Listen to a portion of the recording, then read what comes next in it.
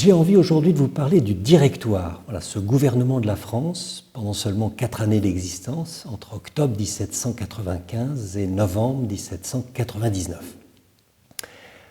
On a souvent qualifié le Directoire de transition sans éclat, de parenthèse pauvre, enchâssée entre Robespierre et Napoléon. Alors qu'en est-il réellement ? Eh bien, pour y répondre, je vous invite à découvrir le dernier travail de l'historien Loris Chavanette, voilà, grand spécialiste de la Révolution française et du Premier Empire, et son livre s'intitule « Le Directoire, forger la République » et c'est au CNRS Éditions. Chavanette, donc, qui a dirigé cet ouvrage, et la belle équipe de chercheurs internationaux qui ont collaboré vont apporter vraiment de nouveaux éléments de réflexion sur cette période. Je vous en cite quelques-uns.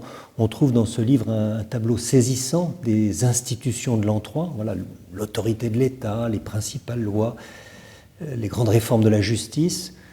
Sont aussi dans cet ouvrage traités des questions liées à la culture, la religion, la sociabilité, et puis on y trouve de très beaux portraits de révolutionnaires, Sieyès, Gracchus-Babeuf, Carnot, voilà.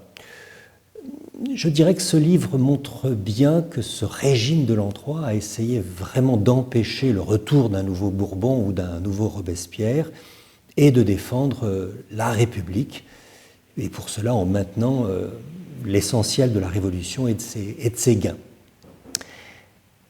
Mais en même temps, le Directoire a cherché l'ordre, la sécurité, l'instauration de l'autorité républicaine. Voilà, toute l'énergie est mise vraiment sur cette période pour forger la République, pour reprendre le sous-titre du livre de Chavanette.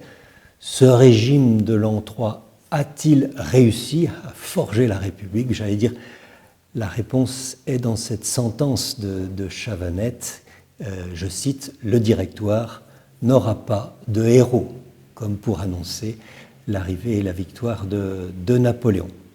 Ce livre, je vous l'assure, est nourrissant. Je trouve qu'il montre très bien les difficultés et les fragilités du système républicain. J'allais dire, une méditation pour le temps présent.